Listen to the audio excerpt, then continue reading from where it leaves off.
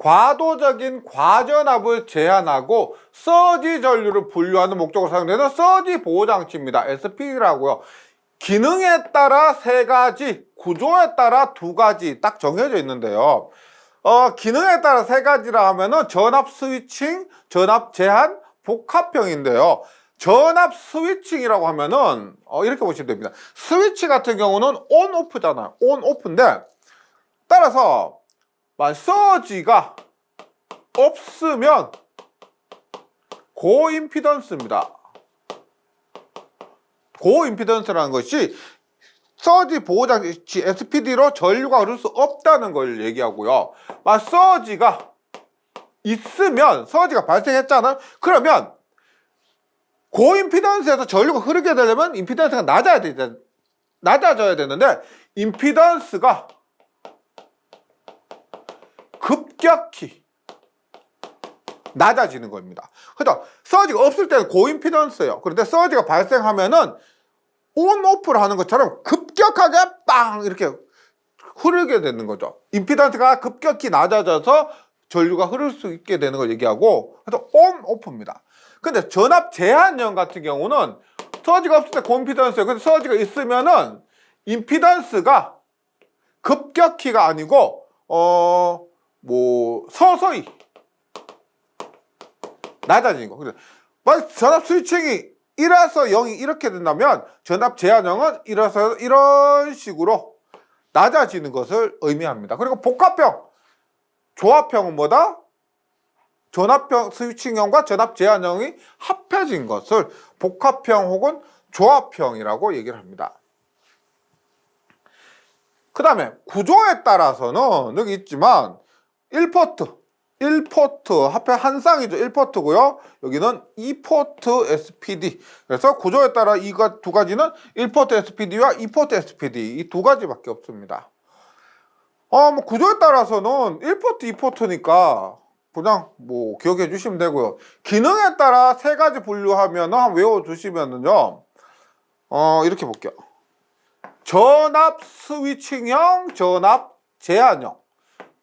전압 스위칭형, 전압 제한형이고, 그 다음에 복합형입니다. 복합형. 누가 시계를 샀어요. 누가 시계를 사서 물어요. 시계 샀는데 전부 스위스제입니까? 전부 스위스제입니까? 아닙니다. 복합이다. 스위스제도 있고 다른 나라 거도 있다. 이런 식으로 해서 전압 스위칭형, 전압 제한형 혹은 복합형, 전부 스위스제, 노 복합 이렇게 외워주시면 되고요. 구조에 따라 2가지는 1포트, 2포트니까 그냥 단순하게 외워주시기 바랍니다. 접지정의 결정 요인인 접지저항 요소 3가지를 쓰시오라고 합니다. 한번 그림을 그려볼게요.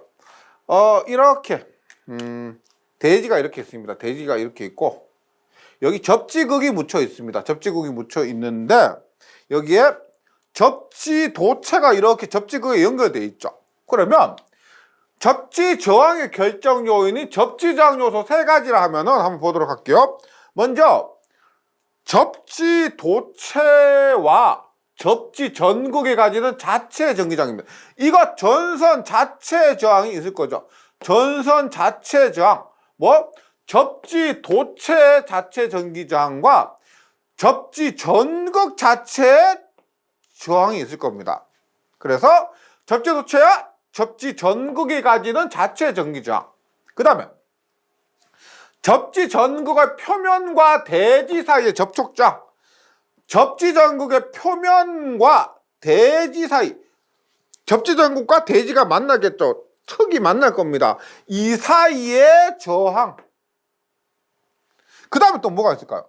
얘가 방전을 하게 되는데 이렇게 방전을 하게 되죠. 방전을 하는데 접지장 측정하려면 땅 사이에 우리가 접지극을 설치하고 측정하잖아요. 그래서 뭐가 있을까? 마지막 남은 거 뭐다? 이 토양. 접지전극 주위에 접지 중극 주위에 토양이 가지는 전기 저항입니다. 이 토양은 대지 저항률에 의해서 정해지는 전기 저항이 되고요. 토양이 가지는 전기 저항. 그래서 이 그림을 통해서 선, 접지, 극, 표면, 토양까지 해서 정리해 주시면 됩니다. 한번 외워보면은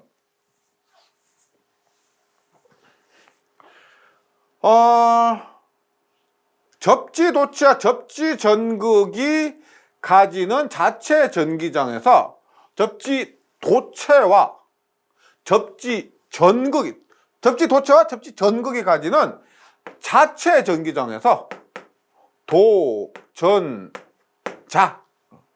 그다음에 접지 전극 주위의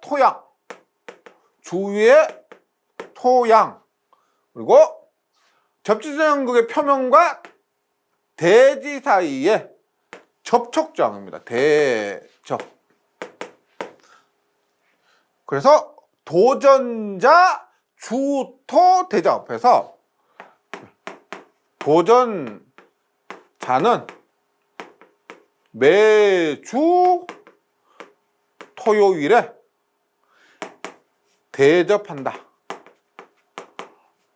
도전자가 있으면 도전자는 매주 토요일 날 대접한다. 뭐 싸운다 이런 것들 좀 이렇게 고급스럽게 좀 좋게 표현해서 도전자는 매주 토요일 날 대접한다. 뭐 이렇게 해서 접지장의 결정 요인, 접지장 요소 3가지 외워주시기 바랍니다. 다음은 지중 케이블의 사고점 측정법과 전련의 건전도를 측정하는 방법을 열거한 것이다. 다음 방법들을 구분해서 답하시오. 보기가 매거, 탄젠트 델타, 부분 방전 측정, 머레이 루프법, 캐피시티 브릿지법, 정전 용량법이죠. 펄스 레이더법이 있는데 먼저 사고점 측정법입니다. 우리가 지중 케이블 사고점 측정법 하면은 머레이 루프법, 뭐 정전 용량법, 캐피시티 브릿지법, 그다음에 펄스 레이더법, 그다음에 뭐 음향에 의한 방법, 뭐 이런 것들 있죠. 많이 들어보셔서 익숙하실 겁니다. 머레이 루프, 캐피시티 브릿지, 펄스 레이더법 선택해 주시면 되고요.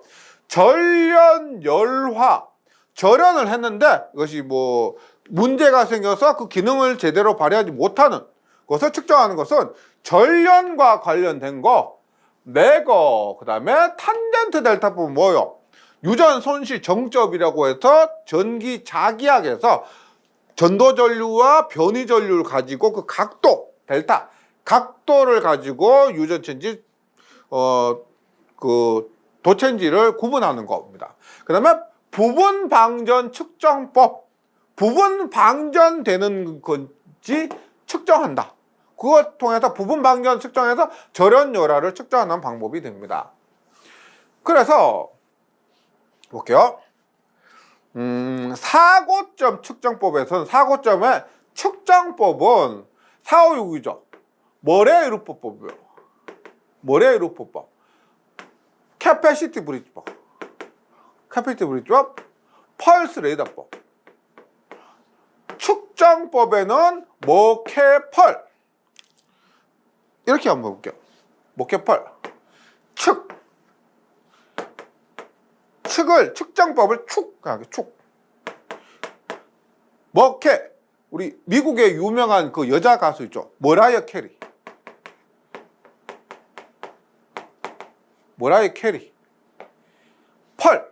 펄 난다. 뭐 활동이 열심히 한다 그런 의미에서 머케 펄에서 머라이어 캐리 펄 난다 이렇게요. 그 다음에 절연 열화 측정법은 절열 그리고 메탄 부분 방전, 메가법, 탄젠트 델타법, 부분 방전. 얘는 이렇게 외워보시면 좋겠습니다. 절열은 절대 열지 마. 왜? 메탄이